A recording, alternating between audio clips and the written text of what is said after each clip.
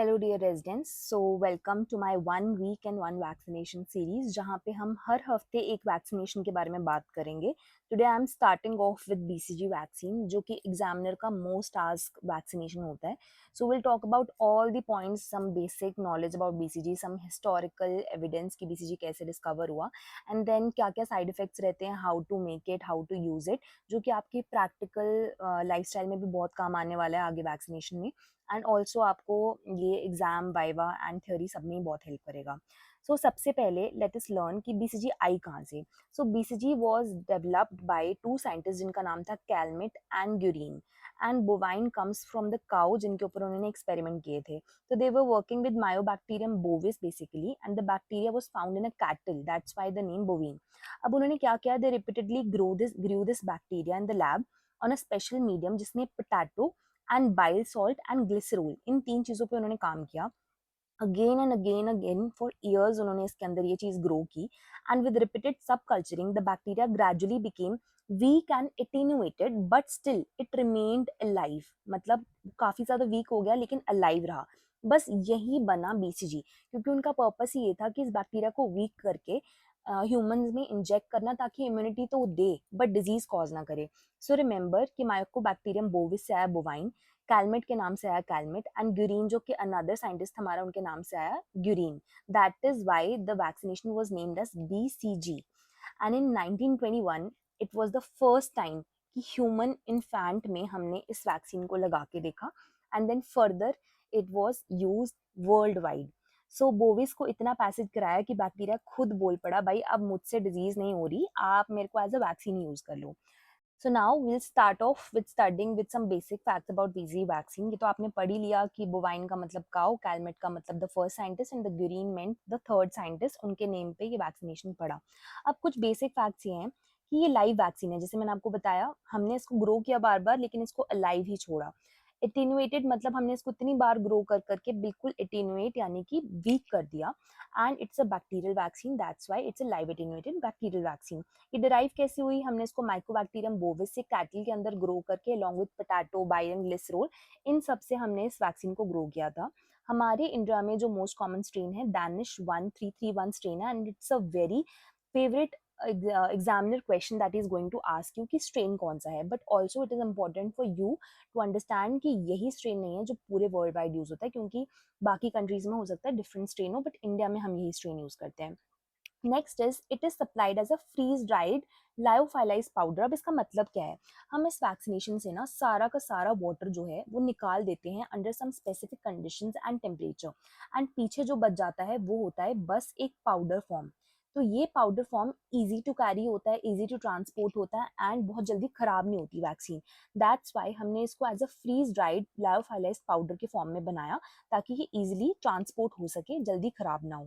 And हम इसको जब इसको इंजेक्ट करना है तो हम कैसे इंजेक्ट करेंगे, हमें इसके अंदर ऑब्वियसली कुछ लिक्विड मीडियम डालना पड़ेगा। वो लिक्विड मीडियम क्या होगा, जो मैन्युफैक्चरर सप्लाइड होगा, वही डाइल्यूटेंट हम इसके अंदर डालेंगे। Never use it diluted with distilled water. ना तो आपको एनएस यूज करना है, ना डिस्टिल्ड वाटर यूज करना है, आप कुछ यूज नहीं कर सकते। ये भी one of the most favourite examiner question है, जो आपको पूछेगा कि आप डिल्यूट कैसे करोगे। Next is the schedule and the dose.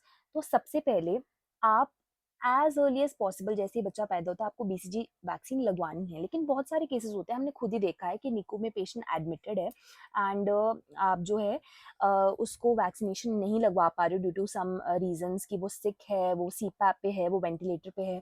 तो जब वो डिस्चार्ज होगा तो क्या हम उसको वैक्सीनेशन लगा सकते हैं? बिल्कुल लगा सकते हैं। अंटिल 1 ईयर ऑफ एज आप बीसीजी वैक्सीन इंजेक्ट कर सकते हो। अब इंडिया में थोड़ी चीज़ें अलग हैं और डब्ल्यूएचओ कुछ अलग कहता है। डब्ल्यूएचओ ने बाहर की कंट्रीज क्या करती हैं, अगर बच्चा 1 ईयर से नीचे है तो उसको 0.05 ml दिया जाता है, एंड बच्चा अगर 1 ईयर से ऊपर है तो 0.1 ml देते हैं। इंडिया का एनआई शेड्यूल ये कहता है कि अगर वैक्सीनेशन मिस हो गया तो आप कैचअप वैक्सीनेशन कर सकते हो अंटिल 1 ईयर ऑफ एज। लेकिन अगर छोटा बच्चा है, ऐसे याद रखो, छोटा बच्चा है तो छोटा डोज है। लेस देन 1 मंथ है तो आपको 0.05 ml देना है, और ग्रेटर देन 1 मंथ है तो आपको 0.1 ml देना है। This is the way we people in the government setup of India tend to catch up vaccination with the BCG. तो अब सिंगल डोज है एंड नो रूटीन वैक्सीनेशन है, ये बड़ी इंपॉर्टेंट चीज़ है। ये नहीं कि बच्चा 5 साल का हो गया, माँ बाप ने सोचा यार कहीं ऐसा ना हो उसको फिर से टीबी ना हो जाए, 5 साल पहले वैक्सीनेशन कराई थी फिर से करा लेते हैं, ऐसा कुछ नहीं है। Once you vaccinate the child, you do not need to revaccinate and it gives a lifetime immunity to the child। तो सिंगल डोज है, वापस वापस वैक्सीनेशन कराने की कोई जरूरत नहीं है। Next point is route and site. तो अब रूट क्या रहता है, मैंने आपको ना अपने वैक्सीनेशन सीरीज आप जाकर के इंस्टाग्राम पे भी देख सकते हो एंड यूट्यूब की शॉर्ट वीडियोस में भी मैंने डाला हुआ है, the mnemonic for this route and site for BCG. तो हमने पढ़ा था कि जस्टिन बीबर जो है वो लेफ्टी है, जस्टिन बीबर इज लेफ्टी, तो जापानीज इनकेफ्लाइटिस एंड बीसीजी ये दो वैक्सीन हैं जो लेफ्ट हैंड में आप इंजेक्ट करते हो, लेफ्ट अपर आर्म में। और दूसरा रिब इंट्राडर्मल जो है वो थोड़ा डीप इंजेक्शन होता है, दैट्स वाई वो हमारे रिब्स को टच करता है। तो रेबीज, आईपीवी एंड बीसीजी ये 3 वैक्सीनेशन हैं जो हम आईडी लगाते हैं। तो हमें रूट और साइट जो है इस निमोनिक से याद होगी। ऑल्सो हम क्यों लेफ्ट आर्म चूज करते हैं, क्योंकि ये ना बीसीजी वैक्सीन बड़ी यूनिवर्सल वैक्सीन है जो हर इंडियन को लगनी ही चाहिए, क्योंकि टीबी बड़ा प्रेवलेंट है इंडिया में। तो that's why everyone needs to get vaccinated and हमें वैक्सीनेशन का जो हमारा प्रूफ होगा वो लेफ्ट अपर आर्म में आपको स्कार दिख जाएगा। अब करेक्ट इंजेक्शन अगर आपने लगाया है तो क्या होने वाला है, एक 5 mm का व्हील बनेगा, वो ब्लड में कन्वर्ट होगा एंड नॉर्मल रिएक्शन जो आपको दिखने को मिलते हैं, वेरी वेरी वेरी इंपॉर्टेंट।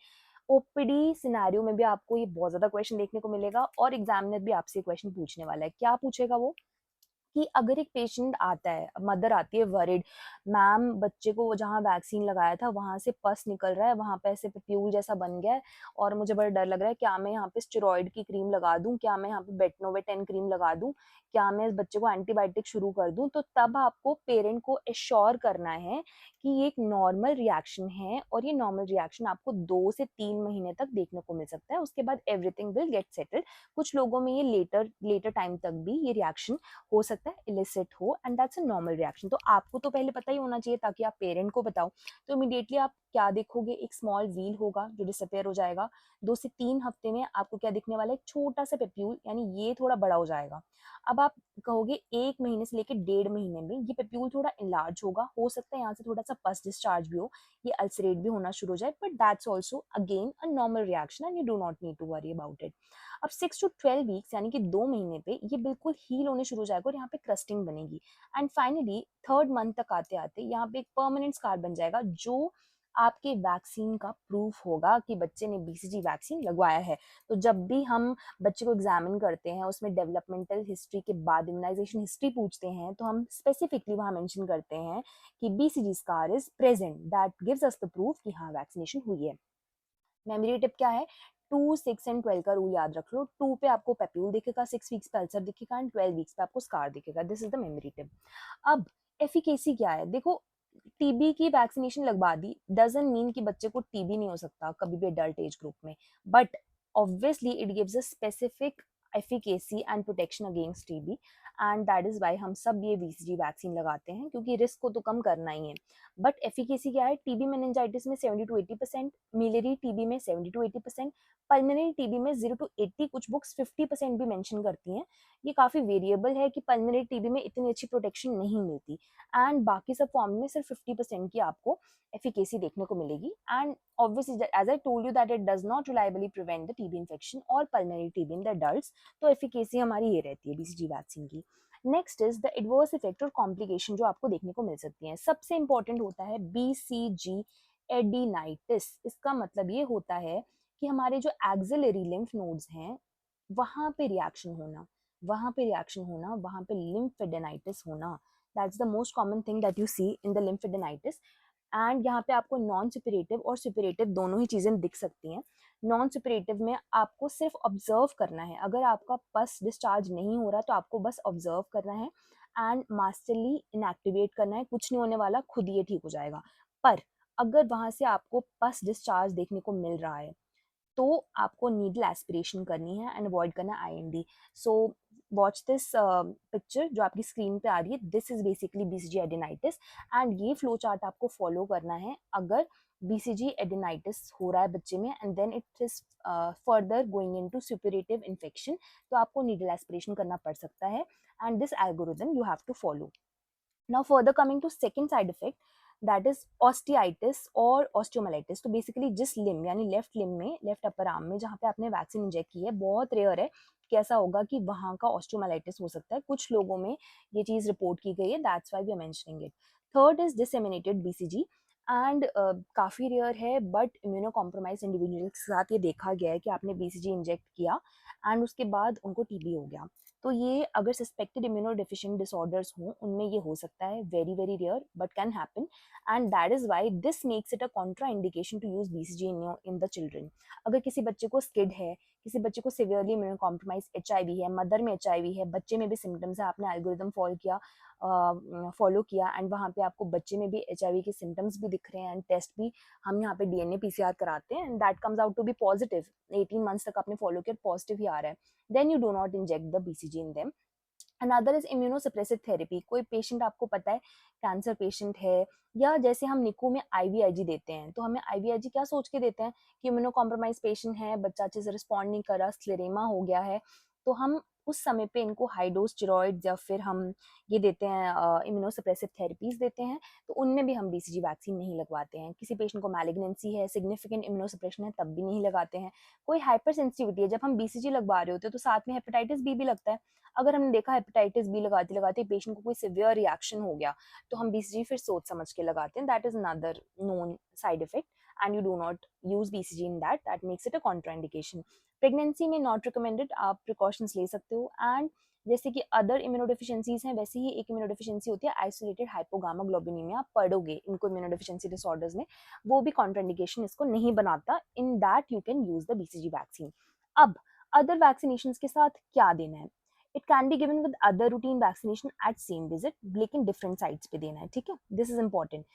हम अपने यहाँ पे मेंशन नहीं है, लेकिन हम अपने वाइवा सीरीज में हम ये पढ़ते थे और मुझसे एग्जामिनर ने पूछा भी था कि अगर दो आपको साइमल्टेनियसली दो वैक्सीन इंजेक्ट करनी है, तो उनके बीच में डिफरेंस कितना होना चाहिए, कितने सेंटीमीटर का डिफरेंस होना चाहिए। सपोज आप ये लेफ्ट अपर आर्म में लगा रहे हो, तो आप ये दूसरी वाली वैक्सीन कितनी दूर लगा सकते हो, तो हम पढ़ते थे 5 सेंटीमीटर के अराउंड वैक्सीनेशन की, दो वैक्सीनेशन की साइड पे डिफरेंस होना चाहिए। तो that you should also remember, I will add it in my notes also. And अगर दो पेरेंटल वैक्सीन लग रही हैं और दोनों ही लाइव वैक्सीन है ना, तो आपको ध्यान देना है कि कम से कम 4 वीक्स का गैप हो। तो अगर लाइव वैक्सीन दूसरी भी कोई आप लगा रहे हो, तब याद रखो कि एक जो है आप 4 हफ्ते पहले लगा लो, एक 4 वीक के बाद लगाओ। Now comes the storage and dilution. तो सबसे पहले ना याद रखो कि बीसीजी जो है ना, वो हीट एंड लाइट सेंसिटिव दोनों ही होती है, ठीक है, हीट एंड लाइट सेंसिटिव। तो आपको ज़्यादा गर्मी में भी नहीं रखना, ज़्यादा सन में भी नहीं रखना है।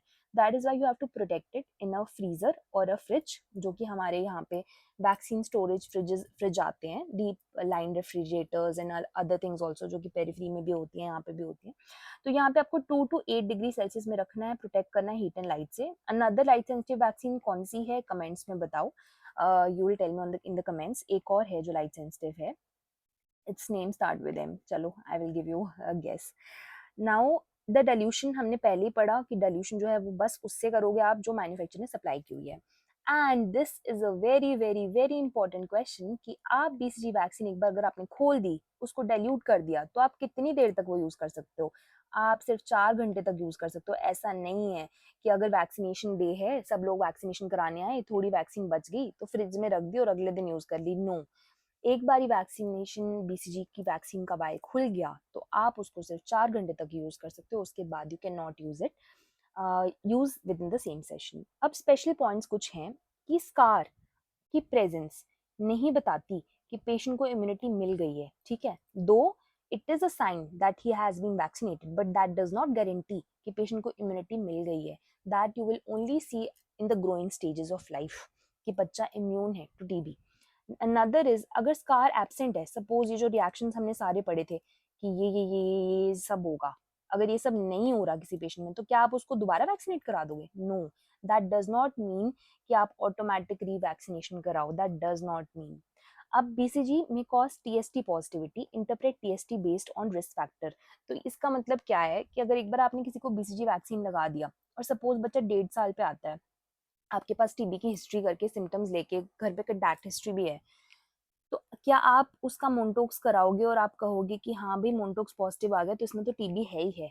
नहीं, क्योंकि बीसीजी के जो लाइव बैसिलाई होते हैं वो they tend to give Mantoux positive test, that's why Mantoux की सेंसिटिविटी नहीं होती, इसलिए आप सीबीनैट और इग्रा पे ही अपने डिसीजंस रिलाई करते हो। तो अंटिल सर्टेन एज आप कहते हो कि मोन्टोक्स पॉजिटिव आ सकता है। कहीं कुछ इंस्टीट्यूट में 1 ईयर कहते हैं, कुछ इंस्टीट्यूट में 6 मंथ्स कहते हैं, कुछ जगह पे कहते हैं 5 ईयर्स तक ऐसा है। बट आपको याद रखना है, ये आपकी क्लिनिकल नॉलेज के लिए है कि अगर पेशेंट आ रहा है विद इन 5 ईयर्स और आप मोन्टोक्स देख के बोल दो कि इसको टीबी और टीबी की ट्रीटमेंट स्टार्ट कर दो, तो दैट इज रॉन्ग। आपको इग्रा या सीबीनैट देखना है। अब आते हैं very very favourite question of examiner पे कि बीसीजी वैक्सीन से आप और क्या क्या ट्रीट कर सकते हो। तो सबसे पहले है ब्लैडर कैंसर। आप इंट्रावेसाइकली बीसीजी थेरेपी दे सकते हो, यानी कि सीधा ब्लैडर के अंदर इंजेक्शंस दे सकते हो to treat the bladder cancer. Another is leprosy, हालांकि इसका इतना ज़्यादा प्रूवन रोल नहीं है, but that does give some cross protection. So आप इसके अगेंस्ट भी यूज कर सकते। These are just the viva questions, nobody will ask you in the theory, but viva के लिए आपको पता होना चाहिए। अब हाई मेमोरी में आपको थोड़े निमोनिक्स याद रखने हैं। बीसीजी का आपको पता है कहाँ से नाम आया, हम बर्थ पे देते हैं, आईडी देते हैं और लेफ्ट आर्म में देते हैं। डोज आपको पता है 0.05 ml अगर छोटा बच्चा है एंड 0.1 ml अगर बड़ा बच्चा है, less than 1 month and greater than 1 month. फिर 2 6 12 का रूल याद रखना है। 2 पे आपको पेप्यूल बनेगा, 6 पे अल्सर बनेगा, एस पे स्कार बनेगा। तो पस याद रखनी है, PUS पस। 2 6 12 PUS पस, papule ulcer and scar. Next is lymph, जो आपको साइड इफेक्ट्स दिख रहे हैं उसका नाम है lord, that is lymphadenitis, osteitis and disseminated BCG. ये आपके जो हैं कॉम्प्लिकेशंस है जो आपको बीसीजी वैक्सीन के साथ दिखेंगे। So thank you very much, we have successfully summed up our BCG vaccination. And अगर आपको लग रहा है कि I have left something, so you can just comment and I will just add it in my notes, and also I'll try to just cover up in my second video if I happen to have missed anything. And just stay tuned for my 1 week and 1 vaccination series because I want कि हर pediatric resident को vaccination master करने आनी ही चाहिए। मेरे को किसी ने मेरी रेजिडेंसी में हेल्प नहीं किया, बट आई वांट कि मैं आपकी हेल्प करूं ताकि आप एक सक्सेसफुल रेजिडेंट्स बनो, because vaccination and development is something जिसके बिना पीडियाट्रिक्स अधूरी है। So just stay tune with me for my vaccination series. Thank you very much.